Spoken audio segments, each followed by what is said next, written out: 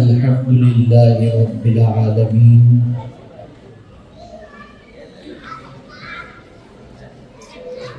والعاقبة للمتقين والصلاة والسلام على سيد الأنبياء والمرسلين وعلى آله وأصحابه الطيبين الطاهرين أما بعد فأعوذ بالله من الشيطان الرجيم بسم الله الرحمن الرحيم قال النبي صلى الله تعالى عليه وسلم لا يؤمن أحدكم حتى أكون أحب إليه من والده وولده والناس أجمعين صدق رسول الله صلى الله تعالى عليه وسلم الصلاة والسلام عليك يا رسول الله الصلاة والسلام عليك يا حبيب الله الصلاة والسلام عليك يا نبي الله الصلاة والسلام عليك يا نور الله وعلى آلك وأصحابك يا حبيب الله صلی اللہ تعالی علیہ وسلم۔ میرے پیارے آقا صلی اللہ تعالی علیہ وسلم کے پیارے دیوانوں اور خواتین اسلام، جس حدیث مبارکہ کی تلاوت کا میں نے شرف حاصل کیا، اللہ رب العزت جل جلالہ اس سے متعلق مجھے حق کہنے اور آپ سب کو حق سننے کی توفیق عطا فرمائے۔ میلاد مصطفیٰ صلی اللہ علیہ وسلم کا مہینہ ہے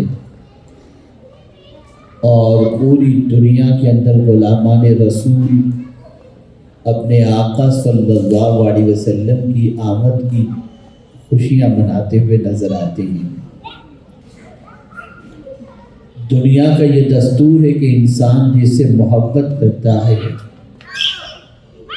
تو اپنے محبوب کے آنے کے اندر اسے خوشی ہوتی ہے۔ یہ ہو ہی نہیں سکتا کہ جس سے محبت کرتا ہو اس کے آنے کی اسے خوشی نہ ہو۔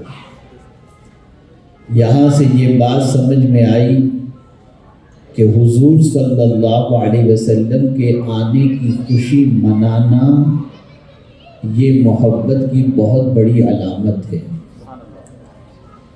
میرے پیارے آقا صلی اللہ تعالی علیہ وسلم کے پیارے دیوانوں، اللہ کے رسول صلی اللہ علیہ وسلم نے واضح طور پر ارشاد فرمایا کہ تم میں کا کوئی شخص اس وقت تک مومن نہیں ہو سکتا جب تک کہ اپنے باپ، بیٹے اور سارے انسانوں سے زیادہ مجھ سے محبت نہ کرے۔ رسول اعظم صلی اللہ علیہ وسلم کی محبت شرط ایمان بھی ہے اور جان ایمان بھی ہے۔ یہ محبت انسان کو رسوائی سے بچا لیتی ہے، یہ محبت انسان کو عروج عطا کرتی ہے۔ یہ محبت جس کے دل میں پیدا ہو جائے دنیا اس سے محبت کرنے لگتی ہے۔ اگر پتھر بھی میرے حضور سے محبت کرے تو دنیا اس سے بھی محبت کرنے لگ جاتی ہے۔ جبل احد پتھروں کا ایک پہاڑ ہے، لیکن حضور صلی اللہ علیہ وسلم ارشاد فرماتے ہیں یہ پتھروں کا پہاڑ مجھ سے محبت کرتا ہے، تم بھی اس سے محبت کرو۔ دنیا میں کبھی آپ نے نہیں دیکھا ہوگا اس طرح سے کسی پہاڑ سے محبت کرتے ہوئے، لیکن اے جبل احد تیری عظمتوں پر قربان کہ تو نے کیا حضور سے محبت کی کہ دنیا تجھ سے محبت کرنے لگی۔ اور اسی کے ساتھ ساتھ پیغمبر اعظم صلی اللہ علیہ وسلم نے یہ بھی ارشاد فرمایا، یہ جبل احد جنت کے پہاڑوں میں سے ایک پہاڑ ہے۔ یہاں سے یہ بات سمجھ میں آئی کہ پتھروں کا پہاڑ بھی اگر حضور سے محبت کرے تو اللہ کے رسول اسے جنتی بنا دیتے ہیں۔ اگر انسان حضور سے محبت کرے تو کیا اسے حضور جنتی نہیں بنائیں گے؟ میرے پیارے آقا صلی اللہ تعالی علیہ وسلم کے پیارے دیوانوں، تھوڑی دیر کے لیے ہم سمجھنے کی کوشش کرتے ہیں تاکہ آج کے دن جب ہم یہاں سے اٹھیں تو ہمارا مزاج یہ بن چکا ہو کہ جان سے بھی زیادہ اور سارے انسانوں سے زیادہ ہمارے دلوں میں محبت رسول صلی اللہ علیہ وسلم کا چراغ روشن ہو چکا ہو۔ سیاٹل کی سرزمین پر یہ میری پہلی آمد ہے، لیکن اس پہلی آمد میں ایسا نہیں لگتا کہ میں نیوں کے سامنے گفتگو کر رہا ہوں۔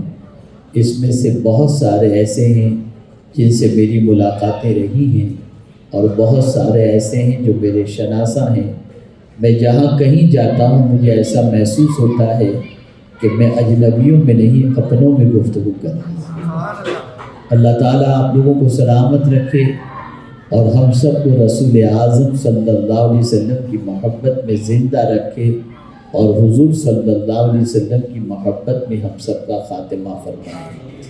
میرے پیارے آقا صلی اللہ علیہ وسلم کے پیارے دیوانوں، حضور صلی اللہ علیہ وسلم نے کمال ایمان کے لیے کنڈیشن یہ رکھی، لا یؤمن احدکم حتی اکون احب الیہ من والدہ وولدہ والناس اجمعین۔ تم میں کا کوئی شخص اس وقت تک کامل مومن ہو ہی نہیں سکتا۔ یہاں حضور نے ایمان کی نفی کر دی، کمال ایمان سے انکار فرما دیا۔ میرے پیارے آقا صلی اللہ تعالی علیہ وسلم کے پیارے دیوانوں، وہ ایمان جو مصطفیٰ جان رحمت صلی اللہ علیہ وسلم سے جان سے زیادہ محبت کے ساتھ ہو، اس مومن کو دنیا کی کوئی طاقت شکست نہیں دے سکتی۔ اس لیے کہ قرآن نے واضح لفظوں میں فرمایا، وَأَنْتُمُ الْأَعْلَوْنَ إِن كُنتُم مُؤْمِنِينَ۔ میرے پیارے آقا صلی اللہ تعالی علیہ وسلم کے پیارے دیوانوں، اللہ عز و جل نے انسان کے جسم کے اندر ایک دل رکھا ہے، بلکہ انسان کے پورے وجود کے اندر جتنی بھی چیزیں رکھی گئی ہیں ان چیزوں کے مقاصد رکھے گئے۔ آنکھ اللہ نے عطا فرمائی دیکھنے کے لیے، زبان اللہ نے عطا فرمائی بولنے کے لیے، کان اللہ نے عطا فرمائے سننے کے لیے، ہاتھ اللہ نے عطا فرمائے چھونے کے لیے، پکڑنے کے لیے، اور پیر اللہ نے عطا فرمائے چلنے کے لیے۔ لیکن یہ نہیں فرمایا کہ میرے بندے آنکھ میں نے دی، جو چاہو وہ دیکھو، نہیں، وہ دیکھو جسے دیکھنے کا میں تمہیں حکم دوں، حلال کو دیکھو۔ آقا کریم صلی اللہ علیہ وسلم ارشاد فرماتے ہیں، النظر الی المصحف عبادت، النظر الی الکعبۃ عبادت، النظر الی العلماء عبادت، النظر الی الوالدین عبادت، النظر الی الکعبۃ عبادت۔ اللہ نے آنکھیں عطا فرمائیں تو اللہ آنکھوں سے کیا دیکھنا چاہیے اس کا دستور بھی عطا فرمایا ان آنکھوں سے کعبے کو دیکھو، ان آنکھوں سے ماں باپ کو شفقت و محبت کے ساتھ دیکھو، ان آنکھوں سے قرآن مقدس دیکھو، ان آنکھوں سے آب زمزم کو دیکھو، ان آنکھوں سے علماء باعمل کے چہرے کی زیارت کرو۔ پتہ چلا آنکھ ہر چیز کو دیکھنے کے لیے نہیں دی گئی، بلکہ آنکھ اللہ عز و جل نے جائز چیزوں کو دیکھنے کے لیے عطا فرمائی۔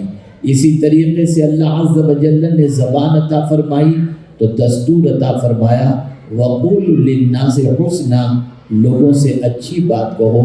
ماں باپ سے بات کرنے کی تمیز بھی قرآن نے سکھائی اور فرمایا، وَلَا تَقُل لَهُمَا اُفٍّ وَلَا تَنْهَرْهُمَا، ماں باپ کو نہ اف کہو نہ انہیں چھڑکو۔ وَقُل لَهُمَا قَوْلًا كَرِيمًا، ان کے ساتھ عزت سے بات کرو، احترام سے بات کرو۔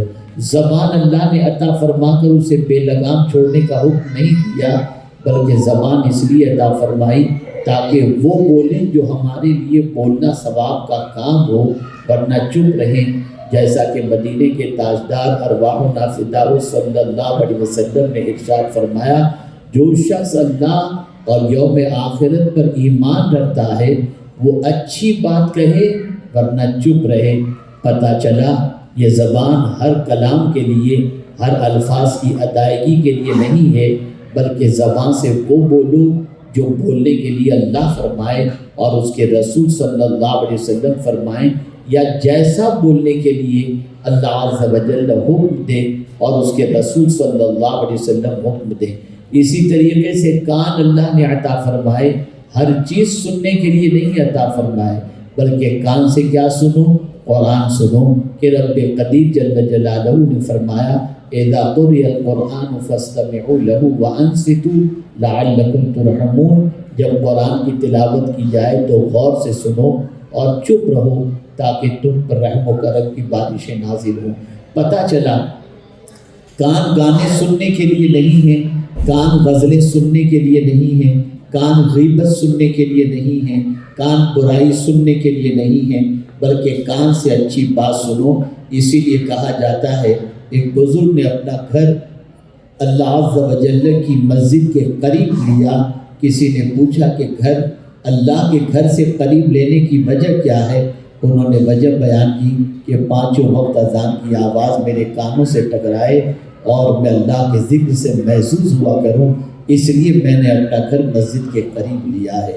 یہاں سے یہ بات سمجھ میں آئی، اذان سنو، اللہ کا ذکر سنو، اللہ کے رسول صلی اللہ علیہ وسلم کے ذکر پاک کو سنو، اور اپنے کانوں سے ان چیزوں کو سننے کے بعد اپنے دامن میں عبادت کا ثواب جمع کر لو، اس لیے کہ اللہ نے کان ہر چیز سننے کے لیے نہیں دیا، بلکہ یہ بات بھی ذہن میں محفوظ رہے ان السمع والبصر والفؤاد کل اولئک کان عنہ مسئولا، کہ بے شک کان، آنکھ اور دل، اس کے بارے میں اللہ قیامت کے دن سوال پوچھے گا۔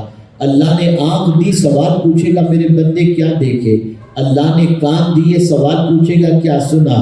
اور اب آئیے اصل موضوع کی طرف آتے ہیں۔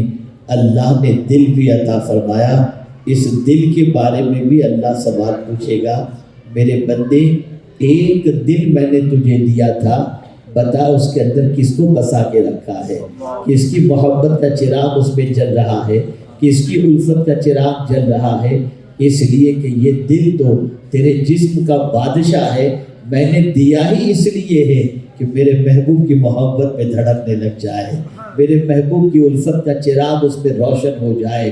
میرے پیارے آقا صلی اللہ علیہ وسلم کے پیارے دیوانوں، اللہ نے دل دیا ہے حضور صلی اللہ علیہ وسلم سے پیار کرنے کے لیے، اللہ نے دل دیا ہے حضور صلی اللہ علیہ وسلم سے محبت کرنے کے لیے، اللہ نے دل دیا ہے آقا کریم صلی اللہ علیہ وسلم کی الفت میں دھڑکنے کے لیے، اور وہ دل جو اللہ کے رسول کی محبت میں دھڑکتا ہے اس دل کی قیمت کوئی ادا کر ہی نہیں سکتا۔ اس لیے کہ میرے پیارے آقا صلی اللہ علیہ وسلم کے پیارے دیوانوں، اس دل کے اندر جو رسول اعظم صلی اللہ علیہ وسلم کی محبت ہے، یہ محبت دونوں جہاں کے اندر ہمارے لیے عزت و سربلندی کا ذریعہ ہے۔ اب ایک سوال پیدا ہوتا ہے، حضور صلی اللہ علیہ وسلم نے فرمایا اگر مکمل توجہ کے ساتھ گفتگو کو سماعت فرمائیں گے تو ممکن ہے کچھ ایسی باتیں آج آپ یہاں سے لے کر کے جائیں جن باتوں پر عمل کرنے کے بعد آپ کی دنیا اور آخرت دونوں سنور جائیں۔ اب آپ دیکھیں حضور صلی اللہ علیہ وسلم فرماتے ہیں سارے انسانوں سے زیادہ، یہاں تک کہ اپنے ماں باپ سے بھی زیادہ اور اپنی اولاد سے بھی زیادہ، جب تک تم مجھ سے محبت نہیں کرو گے تب تک تم کامل مومن نہیں ہو سکتے۔ باپ سے زیادہ محبت، آپ میں سے جتنے بھی باپ ہیں، ہر باپ یہ جانتا ہے کہ بیٹے کی ولادت کے بعد یا بچے کی ولادت کے بعد ایک باپ اپنا کیسا رول پلے کرتا ہے۔ بچے کا ڈائپر، بچے کے کپڑے، بچے کا علاج، بچے کا گروتھ، بچے کی فیس، بچے کی اسکول، بچے کا ٹریٹمنٹ، بچے کو بڑا کرنا اور اس کے فیوچر کے لیے پوری رات جاگ کر جاب کرنا اور اپنے بچے کے فیوچر کو سیکیور کرنے کے لیے اور برائٹ کرنے کے لیے ایک باپ اپنے رات کی نیندوں کو قربان کر دیتا ہے۔ میں پوچھنا چاہتا ہوں، باپ اپنے بچے پر کتنا احسان کرتا ہے اور کتنے سالوں تک اپنے بچے کو گروتھ کے اندر اور اپنے بچے کی زندگی کے اندر تعلیم و تربیت کے اعتبار سے محنت و مشقت کرتا ہے کہ ہم اگر اس کا تصور کریں تو آپ کو دنگ رہ جاتی ہے کہ ایک باپ نے ہماری پرورش کے اندر کتنی قربانیاں دی ہیں اور کتنی محنت و مشقت کی۔ بہت سارے باپ ایسے ہوتے ہیں جو وطن چھوڑ کر دوسرے وطن میں چلے جاتے ہیں اور تنہائی کی زندگی گزارتے ہیں اور بیوی بچوں کو وطن میں چھوڑ کر اپنے بیوی بچوں کے فیوچر کو برائٹ کرنے کے لیے کما کر کے وہاں بھیجتے ہیں۔ مقصد ہوتا ہے بچوں کا فیوچر برائٹ ہو، بچوں کا فیوچر سیکیور ہو۔ اب ایک سوال پیدا ہوتا ہے، جو باپ اپنے بچے کے لیے اتنی قربانیاں دے رہا ہے، اتنی محنت کر رہا ہے جس کی کوئی انتہا نہیں، رسول اعظم صلی اللہ علیہ وسلم ارشاد فرماتے ہیں اس باپ سے بھی زیادہ جب تک کہ تم مجھ سے محبت نہیں کرو گے تب تک تم کامل مومن نہیں ہو سکتے۔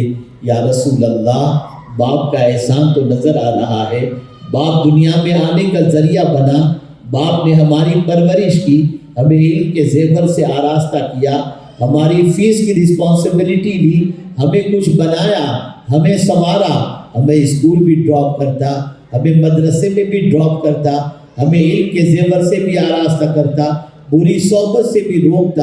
اتنی قربانی ہمارے باپ نے دی ہے اور حضور آپ فرماتے ہیں باپ سے زیادہ آپ سے محبت میرے آقا آپ نے فرما دیا، تو بات تو صحیح ہے کہ آپ سے محبت باپ سے زیادہ کرنی ہوگی، لیکن حضور میں یہ جاننا چاہتا ہوں کہ باپ سے زیادہ آپ کا پیار وہ کون سا ہے جس کی بنیاد پر آپ سے باپ سے زیادہ محبت کی جائے۔ تو میرے آقا صلی اللہ علیہ وسلم جواب دیتے نظر آئیں گے کہ میرے امتی ذرا یہ سوچ کہ تیرا باپ ہے، تیرے باپ کو بھی اللہ پیدا نہ کرتا اگر مجھے پیدا کرنا مقصود نہ ہوتا۔ سارے انسانوں کو اللہ نے پیدا کیا، میری وجہ سے پیدا کیا۔ اللہ عز و جل نے ارشاد فرمایا ہے، حدیث قدسی ہے کہ اگر میرے محبوب تم کو پیدا کرنا مقصود نہ ہوتا تو میں حضرت آدم کو پیدا کرتا، نہ کسی چیز کو پیدا کرتا۔ تو تیرے باپ کا وجود میری وجہ سے ہے، اور اسی کے ساتھ ساتھ جہاں تک احسان کی بات ہے، یقیناً تیرے باپ کا تجھ پر احسان ہے کہ تیرا باپ تجھے علم کے زیور سے آراستہ کرتا ہے، تجھے صبح اٹھ کر اسکول ڈراپ کرتا ہے، تجھے تیری خوشی اور غمی کا خیال کرتا ہے، تیری ضرورتوں کا خیال کرتا ہے۔ لیکن یہ باپ تجھے دنیا کی زندگی کے اندر راحت تو عطا کرتا ہے اور دنیا کی زندگی کی تکلیفوں کو دور کرتا ہے، لیکن میری شان یہ نہیں ہے کہ میں صرف تیری دنیا کی تکلیفوں کو دور کروں، بلکہ میری شان تو یہ ہے جہاں تیرا باپ بھی تجھے تنہا چھوڑ دے وہاں میں تجھے کام آ جایا کرتا ہوں۔ قبر کی تنہائی کے اندر باپ اپنے بیٹے کو چھوڑ کے چلا آتا ہے، لیکن قبر کی تاریک وادی کے اندر اگر کوئی کام آتا ہے تو آمنہ کا لال کام آتا ہے، مدینے کے تاجدار صلی اللہ علیہ وسلم کام آتے ہیں۔ اسی کو امام عشق و محبت نے کہا، جو نہ بھولا ہم غریبوں کو رضا، یاد اس کی اپنی عادت کیجیے۔ وہ کون سا لمحہ ہے؟ میں آپ کو بتاؤں، ایک وقت آتا ہے کہ باپ بھی تھک جاتا ہے، باپ کی محبت اور باپ کی قربانیوں کی وجوہات ہوتی ہیں۔ ایک باپ اپنے بچے کو پالتا ہے، اس کے پیچھے اس کی غرض بھی ہوتی ہے کہ یہ بیٹا پڑھ لکھ کے بڑا ہو جائے تاکہ جب میں بڑھاپے کی دہلیز پر پہنچوں تو میرا بیٹا میرا سہارا بن جائے، میرا بیٹا میری پریشانیوں کا مداوع بن جائے، میری پریشانیوں میں میری ہیلپ کرے، مجھے بڑھاپے کے اندر سپورٹ کرے، میری ضروریات کو پوری کرے۔ باپ کی قربانی کے پیچھے باپ کا مفاد ہوتا ہے، لیکن یا رسول اللہ آپ کی عظمتوں پر قربان کہ آپ ہمارے پیچھے جو قربانی دے رہے ہیں اور دی ہے، اس قربانی کے پیچھے آپ کی کوئی اس کے علاوہ غرض ہے ہی نہیں کہ ہم جہنم میں جانے سے بچ جائیں اور ہماری دنیا اور آخرت دونوں سنور جائے۔ اے رسول اعظم صلی اللہ تعالی علیہ وسلم کے دیوانوں، ماں سے زیادہ حضور سے محبت۔ اللہ اکبر! ماں کا مقام کتنا عرف والا ہے، ماں کتنی تکلیفوں کو سہتی ہے اور اپنے بچے کو جنم دیتی ہے۔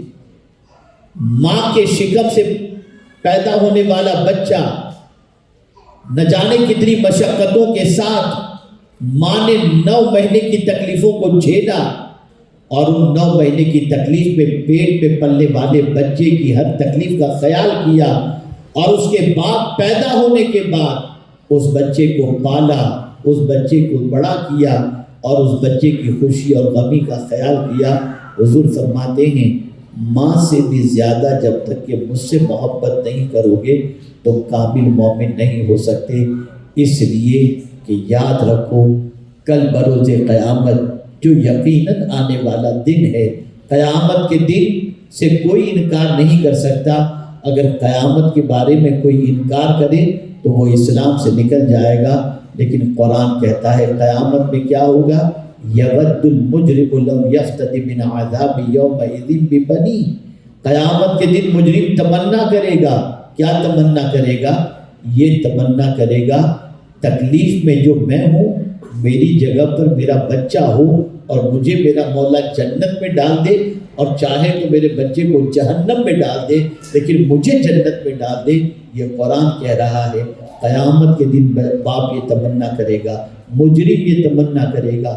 وہ ماں جو اپنے بیٹے کے سر میں درد برداشت نہیں کر سکتی ہے، جانتے ہیں جب جسم سے روح پرواز کر جاتی ہے تو ماں بھی اپنے بیٹے کی لاش کو اپنے گھر میں نہیں رکھتی اور کہتی ہے لے جاؤ منو مٹی کے نیچے اسے دفن کر دو، اور ماں قبر کے دہانے تک نہیں آتی، اور نہ قبر کے اندر پریشانی کے اندر مدد کرنے کے لیے آتی ہے۔ آپ ذرا سوچو، اس قبر کے تصور کو ذرا دماغ کے اندر بسانے کی کوشش کریں۔ وہ کالی کوٹڑی، وہ قبر کی تاریکی، قبر کا اندھیرا، نہ وہاں لائٹ کا کنیکشن، نہ وہاں نرم بستر ہے، نہ وہاں پنکھا ہے، نہ وہاں اے سی ہے۔ وہاں پر جانے کے بعد ایک شخص کو قبر کے اندر اتار دیا جاتا ہے، منو مٹی اس کے اوپر ڈال دی جاتی ہے، لیکن ماں لوگوں سے یہ نہیں کہتی میرے بچے پر مٹی نہ ڈالنا، میرے بچے کو تنہا نہ چھوڑنا، میں بھی اپنے بچے کے ساتھ قبر میں جاؤں گی۔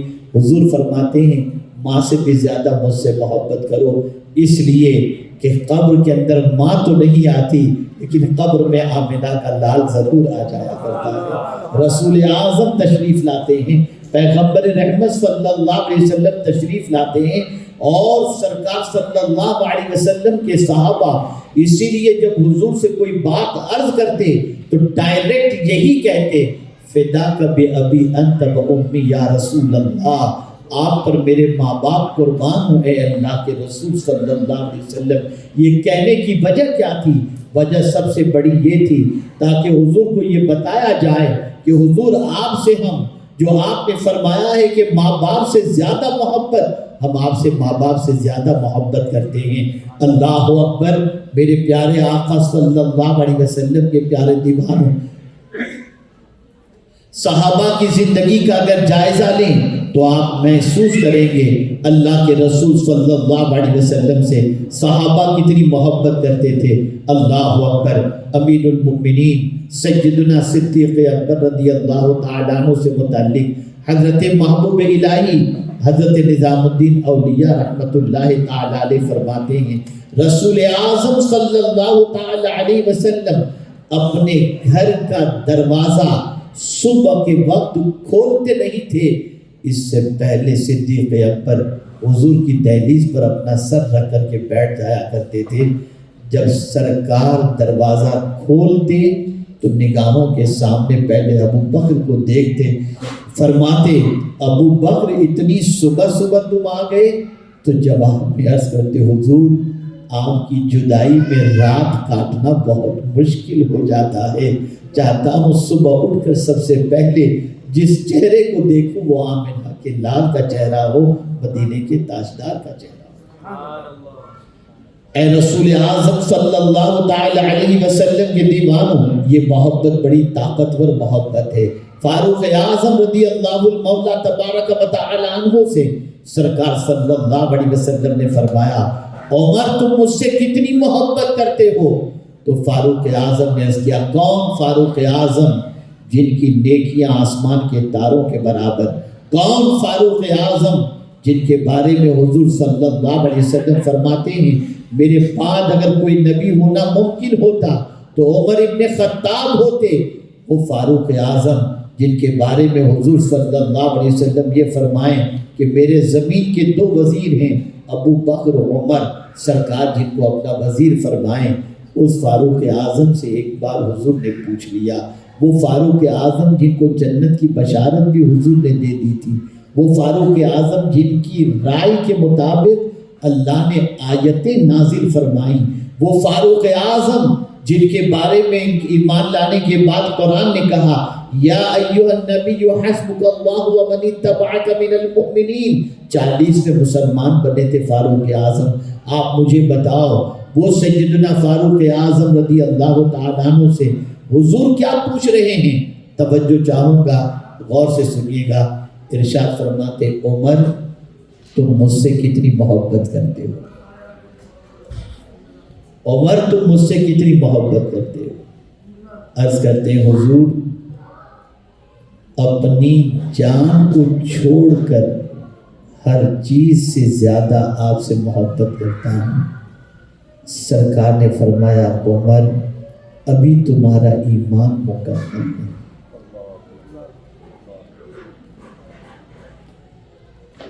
جب تک کہ اپنی جان سے بھی زیادہ مجھ سے محبت نہ کرو تم کامل مومن نہیں ہو سکتے۔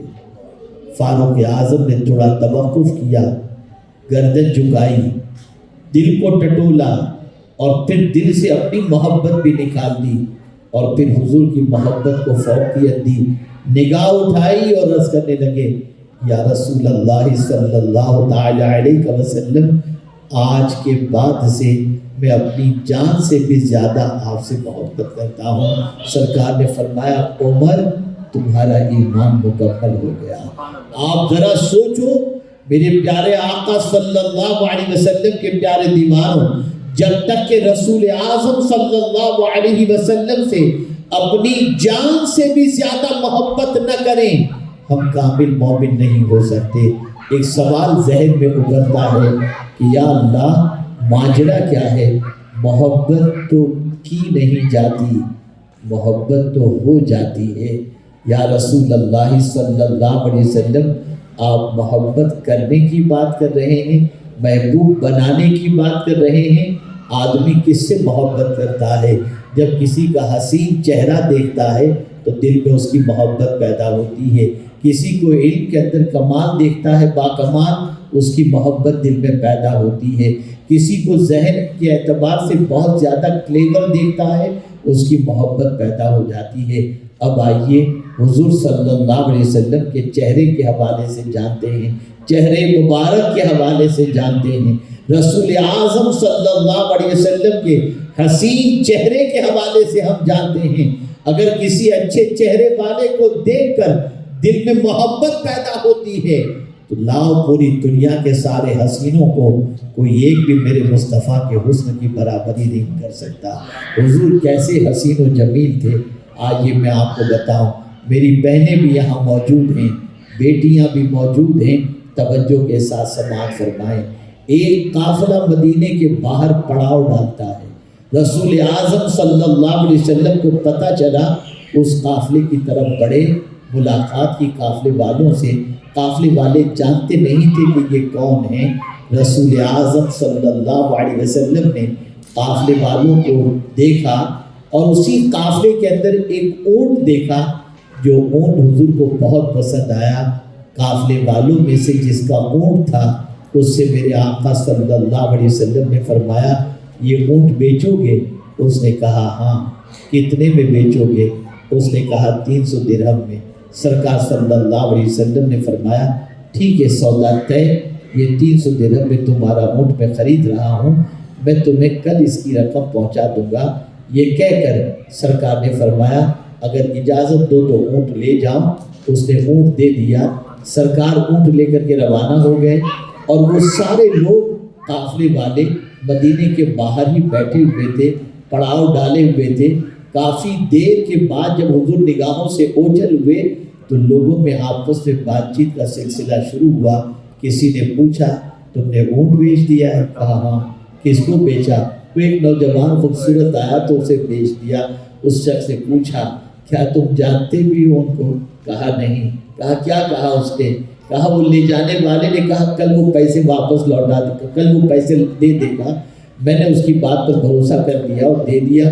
کہا عجیب آدمی ہو, نہ جانتے ہو نہ پہچانتے ہو نہ نام پوچھا اور تم نے اونٹ ان کے حوالے کر دیا. اگر وہ کل نہیں لایا تو اور پیسے نہیں دیے تو بس یہ بات ہو رہی تھی. اس قافلے کے اندر ایک عورت بھی موجود تھی. اس عورت نے کھڑے ہو کر کے کہا میں ضمانت دیتی ہوں اگر لے جانے والے نے نہیں دیا تو میں ادا کر دوں گی.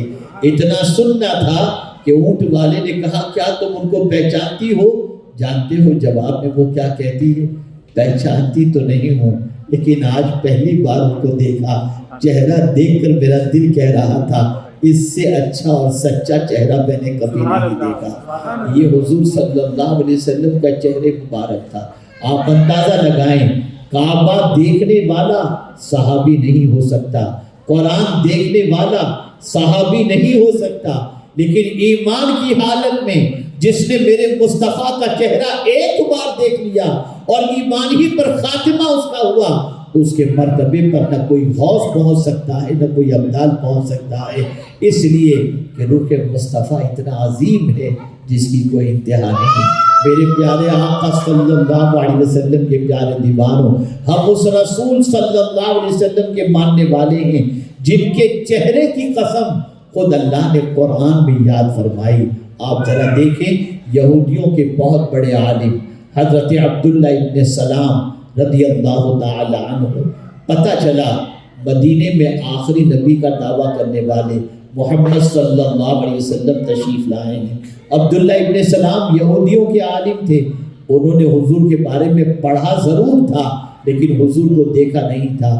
سوچا کہ نبوت کا دعویٰ کرنے والے اس نوجوان کے پاس جاؤں, ذرا جا کر انہیں دیکھوں تو صحیح یہ ہیں کیسے, ان کے دعوے کی دلیل کیا ہے. گئے تو حضرت عبداللہ ابن سلام خود فرماتے ہیں میں جب محمد صلی اللہ علیہ وسلم سے ملنے کے لیے پہنچا تو میں نے کیا دیکھا, صحابہ کی چرمٹ کو تاروں کی طرح اور حضور کے چہرے کو چاند کی طرح چمکتا میں نے دیکھا. اور جب میری نظر حضور کے چہرے پر پڑی میرا دل یہ کہنے لگا کہ یقیناً یہ چہرہ نبی ہی کا ہو سکتا ہے, اور بغیر کچھ کہے میں نے حضور کے ہاتھوں پر ایمان لا کر اسلام قبول کر لیا. یہ حضور صلی اللہ علیہ وسلم کا رفیق ہے. یہ تاجدار کائنات صلی اللہ علیہ وسلم کا حسن. آج نہ جانے کن کے حسن پر ہمارے نوجوان دل دے بیٹھتے ہیں, بچے ہو یا بچیاں. یہ دل ہر کسی کو دینے کے لیے نہیں ہے, یہ دل مدینے کے تاجدار کی محبت کے لیے, یہ رسول اعظم صلی اللہ علیہ وسلم کی الفت کے لیے.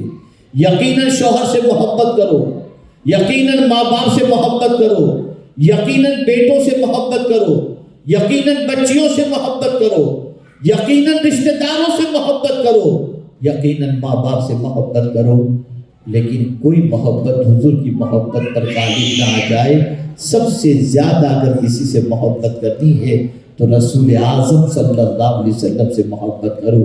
میرے پیارے آقا صلی اللہ علیہ وسلم کے پیارے دیوانوں, یہ محبت رسوائی سے بچا لیتی ہے, یہ محبت بے عزتی سے بچا لیتی ہے, یہ محبت عزت عطا کرتی ہے, یہ محبت مقام عطا کرتی ہے, یہ محبت تاریخ کے اندر محفوظ کرا دیتی ہے, یہ محبت دنیا میں شہرت کا ذریعہ بن جاتی ہے.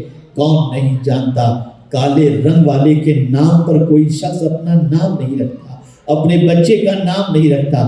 اگر کوئی کالے رنگ کا ہیرو ہو اس کے نام پر اپنے بچے کا نام کوئی نہیں رکھے گا. کوئی کالے رنگ کا شخص ہو اس کے نام پر اپنے بچے کا کوئی نام نہیں رکھتا. کسی کی زبان ہکلاتی ہوئی ہو اس کے نام پر اپنے بچے کا نام نہیں رکھتا، لیکن تاریخ کے اندر جب میں دیکھتا ہوں تو میری آنکھ دنگ رہ جاتی ہے۔ حضرت بلال کا رنگ کالا ضرور ہے، ہکلاتی ہوئی زبان ضرور ہے، لیکن کروڑوں بلال نام کے بچے مسلمانوں میں نظر آئیں گے۔ سوال یہ پیدا ہوتا ہے اس کالے رنگ والے بلال کے نام پر بچے کا نام رکھنے کی وجہ کیا ہے؟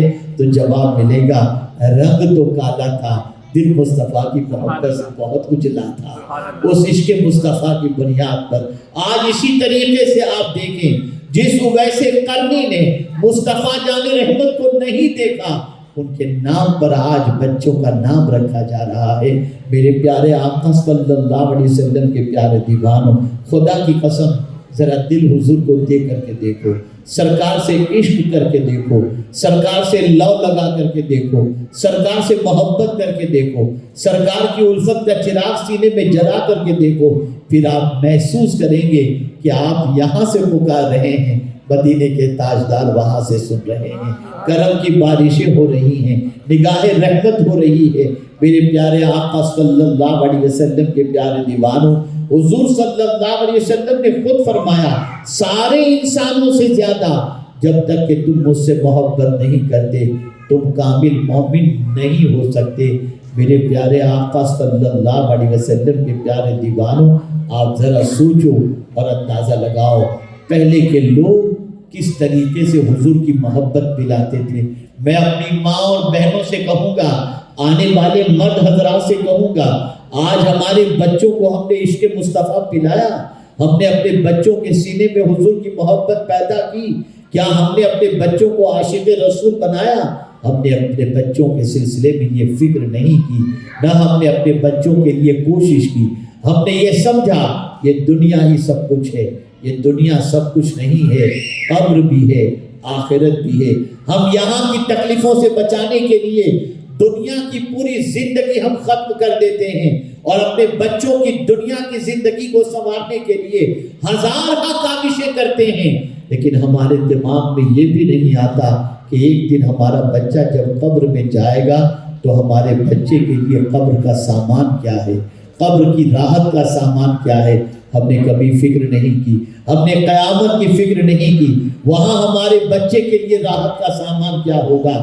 اے رسول اعظم صلی اللہ علیہ وسلم کے دیوانوں، قبر کی راحت کا سامان بھی حضور کی الفت ہے، اور میدان محشر کی راحت کا سامان بھی حضور کی الفت ہے۔ رسول اعظم کی محبت زمین کے اوپر بھی کام آتی ہے، زمین کے اندر بھی کام آتی ہے، میدان محشر میں بھی کام آتی ہے۔ آئیے میں آپ کو سمجھاتا ہوا چلوں۔ حضرت بلال کالے رنگ کے تھے، ایک غلام کی حیثیت سے تھے، ان کو گرم ریت پر گھسیٹا جاتا تھا، ان سے کہا جاتا تھا محبت کی غلامی چھوڑ دو، توحید کا دعویٰ کر، توحید کا اقرار کرنا چھوڑ دو، اللہ کی محبت کا چراغ گل کر دو، اللہ عز و جل کو ماننا چھوڑ دو، اور اگر نہیں چھوڑو گے تو تمہیں گرم ریت پر گھسیٹا جائے گا، اور تپتے ہوئے ریت ہی پر نہیں بلکہ تپتے ہوئے انگاروں کے اوپر، سلگتے ہوئے انگاروں پر حضرت بلال کو لٹایا جاتا اور کہا جاتا بلال محبت کی محبت دل سے نکال دو۔ لیکن حضرت بلال رضی اللہ تعالی عنہ ایسی سچویشن میں بھی احد احد کا نعرہ لگاتے، اللہ اکبر۔ ایک دن حضرت صدیق اکبر وہاں سے گزرتے ہیں اور دیکھتے ہیں بلال کو تڑپتا ہوا، لوٹ کر آتے حضور کے پاس۔ حضور بلال کی تکلیف نہیں دیکھی جاتی، اگر اجازت دے تو بلال کو خرید لیا جائے۔ اللہ اکبر۔ سرکار نے فرمایا بلال کی خریداری میں مجھے بھی شامل کر لو، میں بھی بلال کے خریداروں میں شامل ہو جاتا ہوں۔ حضرت بلال کو خریدا گیا، خرید کر آزاد کیا گیا۔ آپ اندازہ لگائیں، ایک غلام، سلیو، غلامی کی زندگی گزارنے والے حضرت بلال حبشی رضی اللہ تعالی عنہ خریدے جاتے ہیں، حضور کی بارگاہ میں لے کر کے آتے ہیں، سرکار صلی اللہ علیہ وسلم آزاد بھی کرتے ہیں، حضرت صدیق اکبر بھی آزاد کرتے ہیں۔ چند دن گزرے تھے، اس کے بعد مکہ فتح ہوا۔ غور سے سنیے گا، وہی مکہ جہاں بلال کو گھسیٹا جاتا تھا، وہی مکہ جہاں بلال کے اوپر برف کی سیلیں رکھی جاتی تھی، آج حضرت بلال رضی اللہ تعالیٰ عنہ سرکار صلی اللہ علیہ وسلم کے ساتھ مکہ مکرمہ کی طرف تشریف لے جاتے ہیں۔ صدیق اکبر بھی ہیں، فاروق اعظم بھی ہیں، عثمان غنی بھی ہیں، مولا علی بھی ہیں رضی اللہ تعالی عنہ، اور صحابہ کا جم غفیر ہے۔ سرکار فاتح مکہ بن کر جب مکہ کی سرزمین پر قدم رکھتے ہیں، اللہ اکبر، اذان کا وقت ہوتا ہے۔ صدیق اکبر بھی ہیں، فاروق اعظم بھی ہیں، عثمان غنی بھی ہیں، مولا علی بھی ہیں، لیکن کسی سے حضور نہیں فرماتے جاؤ کعبے کی چھت پر چڑھ کر کے اذان کہو، لیکن حضرت بلال سے فرماتے ہیں بلال جاؤ کعبے کی چھت پر چڑھ کر کے اذان کہو۔ بلال کعبے کی چھت پر چڑھے اور جیسے ہی انہوں نے اذان کہی، صدیق اکبر جو کعبے کی دیوار کے قریب تھے غش کھا کر کے گر گئے۔ فاروق اعظم نے سہارا دیا، اور جانتے ہیں آپ اللہ اکبر، جب صدیق اکبر کو ہوش آیا تو فاروق اعظم نے پوچھا ابو بکر، بلال سے پہلی بار تو تم نے اذان نہیں سنی، اس سے پہلے بھی تم بلال سے اذان سن چکے ہو، آج کیا بات ہے کہ بلال سے اذان سننے کے بعد تم پر غشی طاری ہو گئی اور تم بے ہوش ہو گئے؟ تو اب سنیے صدیق اکبر کا جواب، ارشاد فرماتے ہیں میں اپنے قبیلے کا بڑا ہوں، عمر تم اپنے قبیلے کے بڑے ہو، عثمان تم اپنے قبیلے کے بڑے ہو، علی تم اپنے یہاں محترم و مکرم ہو، لیکن بتاؤ ہم سب کعبے کی دیوار کے قریب کھڑے ہیں، لیکن آج اگر میں غش کھا کر وہ بلال کی اذان سن کر گرا ہوں تو اس کی وجہ سب سے بڑی یہ ہے، جس بلال کو زمین کے اوپر گھسیٹا جاتا تھا، محبت رسول نے اسے آج اتنی عزت عطا کی کہ ہم تو کعبے کی دیوار کے سائے میں ہیں اور کعبہ بلال کے قدموں کو چوم رہا ہے۔ یہ عزت کتنی عظیم عزت اللہ کے رسول کی محبت نے بلال کو عطا فرما دی۔ خدا کی قسم، دنیا کی محبت انسان کو بے چین کر دیتی ہے، اور حضور کی محبت انسان کو چین کی دولت عطا کر دیتی ہے، سکون کی دولت عطا کرتی ہے۔ اسی لیے اعلیٰ حضرت عظیم البرکت امام عشق و محبت کہتے ہیں ان کے نثار کوئی کیسے ہی رنج میں ہو، جب یاد آ گئے ہیں سب غم بھلا دیے ہیں۔ میرے پیارے آقا صلی اللہ علیہ وسلم کے پیارے دیوانوں، ایک ماں جتنا اپنے بچے کو نہیں چاہتی اس سے زیادہ حضور اپنی امت کو چاہتے ہیں۔ آپ نے کبھی سوچا حضرت جبریل امین حضور صلی اللہ علیہ وسلم کی بارگاہ میں حاضر ہوتے ہیں، عرض کرتے ہیں یا رسول اللہ صلی اللہ علیہ وسلم، میں نے فلاں نبی کے امتی کو جہنم میں دیکھا، ابراہیم کے امتی کو جہنم میں دیکھا، اسماعیل کے ماننے والوں کو جہنم میں دیکھا۔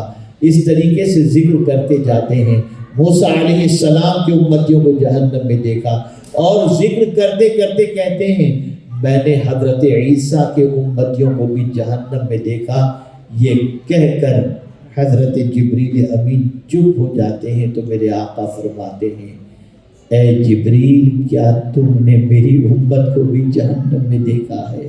اتنا سننا تھا کہ جبریل نے کہا ہاں سرکار، میں نے آپ کی امت کو بھی جہنم میں دیکھا ہے۔ اتنا سننا تھا، حضور کے آنسوں کی لڑی بن گئی اور آنسوں کا سیلاب آنکھوں سے جاری ہو گیا۔ سرکار نکل گئے وہاں سے، سننے کے بعد چلے گئے، مدینہ چھوڑ دیا اور ایک غار کی طرف تشریف لے گئے۔ جب مدینے میں حضور نظر نہیں آ رہے تھے، صدیق اکبر بھی بے چین، فاروق اعظم بھی بے چین، عثمان غنی بھی بے چین کہ حضور کہاں تشریف لے گئے، کہاں آقا چلے گئے۔ تلاش کرنے نکلتے ہیں، پورا دن تلاش کرتے ہیں، حضور نہیں ملتے، دوسرے دن تلاش کرتے ہیں، حضور نہیں ملتے۔ مدینے میں لوگوں کے گھروں میں چولہے جلنا بند ہو گئے تھے، اس لیے کہ حضور کے دیدار کے بغیر ان کو چین نہیں ملتا تھا۔ تیسرے دن بھی سرکار کی تلاش میں سب نکلے، صدیق اکبر بھی نکلے، آگے نکل گئے، مدینے کے باہر نکلے تلاش کرتے ہوئے کہ کہیں حضور کا پتہ مل جائے۔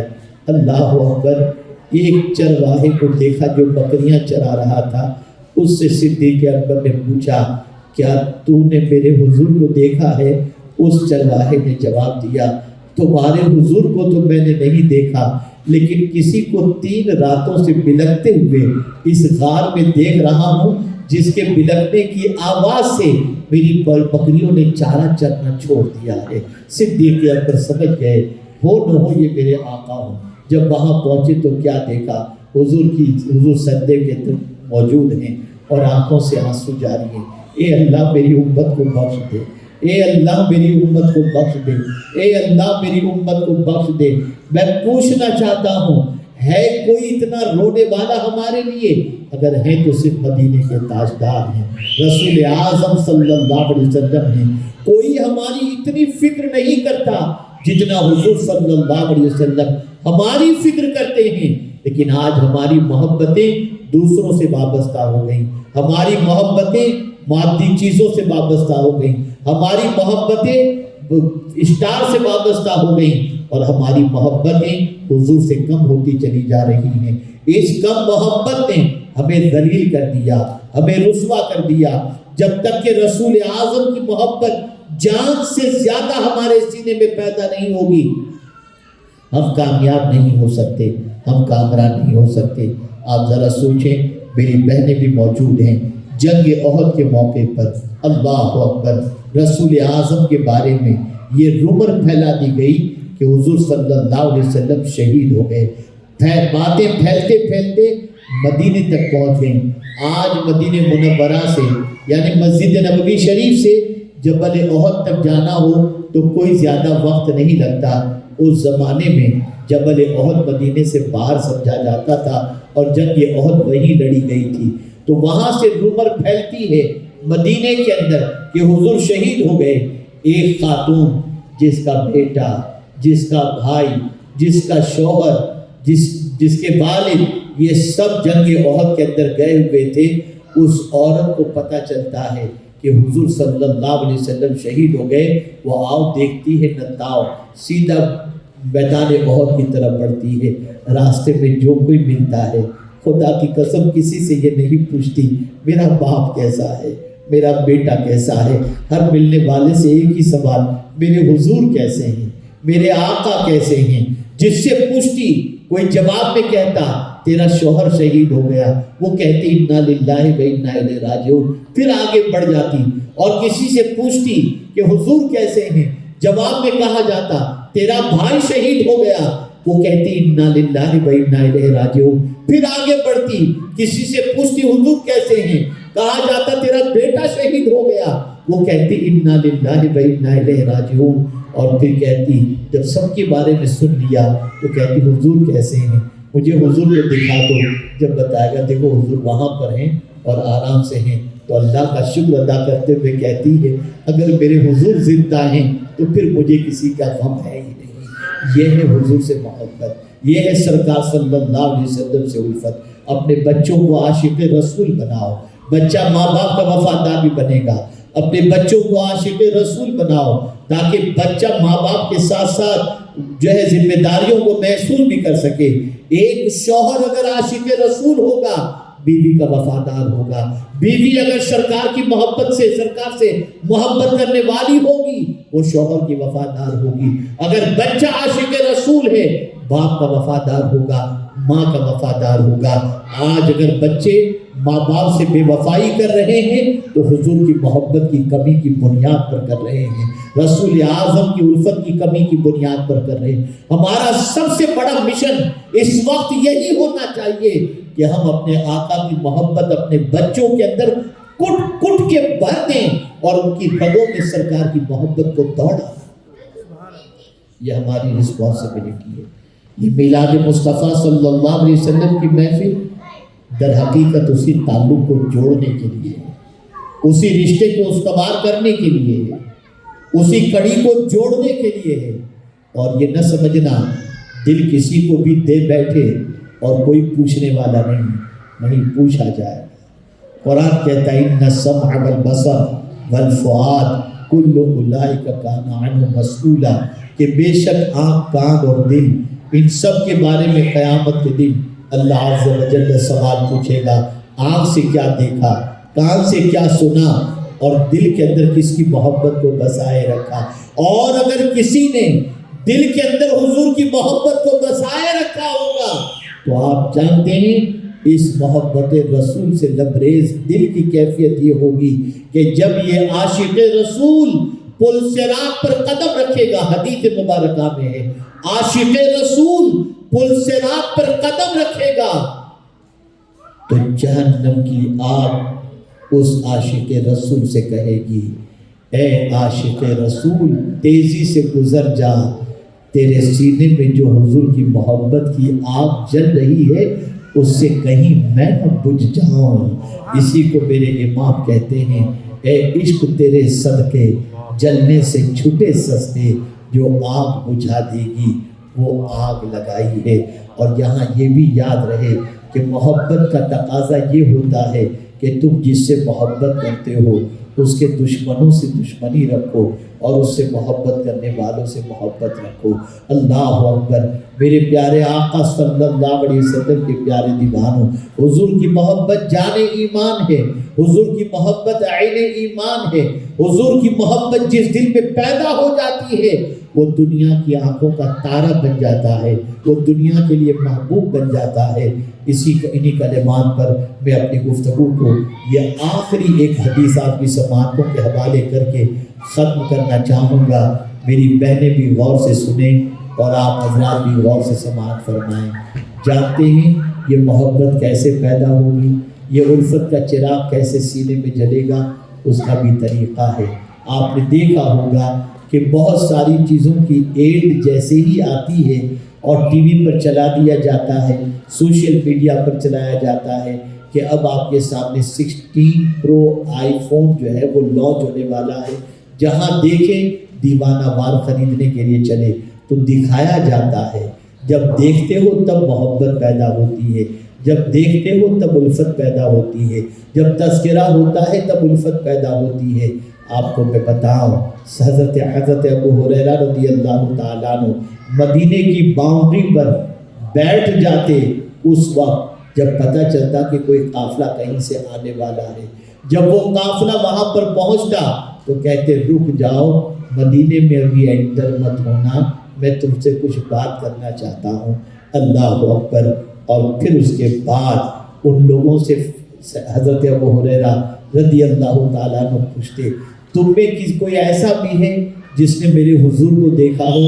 تو قافلے والے کہتے کہ نہیں، ہم میں سے کسی نے حضور کو نہیں دیکھا۔ تو فرماتے بیٹھو، میں تمہیں بتاتا ہوں میرے حضور کا چہرہ کیسا تھا، میرے حضور کی زلفیں کیسی تھی، میرے حضور کی ابرو کیسی تھی، میرے حضور کی آنکھیں کیسی تھی۔ اور اس کے بعد حضرت ابو ہریرہ رضی اللہ تعالیٰ عنہ سرکار صلی اللہ علیہ وسلم کے حلیے مبارک کو اس طریقے سے پیش کرتے کہ لوگوں کی چیخیں نکل جاتی اور کہتے کہ کاش ہم نے بھی ایک بار مدینے کے تاجدار کو دیکھ لیا ہوتا۔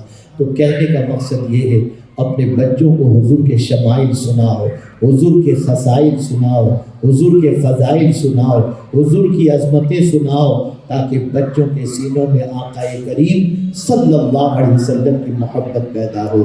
اور یہ جب محبت پیدا ہو جائے گی تو اس کے اندر تمیز بھی پیدا ہوگی، سلیقہ بھی پیدا ہوگا، اخلاق بھی پیدا ہوں گے، آداب بھی اچھے ہوں گے، وفاداری بھی ہوگی، اور دنیا اور آخرت میں ہمارے لیے نجات کے سامان یہی ہماری اولاد بن جائے گی۔ تو آج کے اس پر میلاد مصطفیٰ صلی اللہ علیہ وسلم کی محفل کے اندر سیاٹل کی سرزمین پر میرا یہی پیغام ہے، خود بھی عشق مصطفیٰ میں تڑپو اور اپنے بچوں کو بھی عاشق مصطفیٰ بناؤ، رسول کا دیوانہ بناؤ، حضور کی محبت کا چراغ ان کے سینے میں روشن کرو، خود بھی حضور کی عاشق بنو اور اپنے بچوں کو بھی عاشق بناؤ۔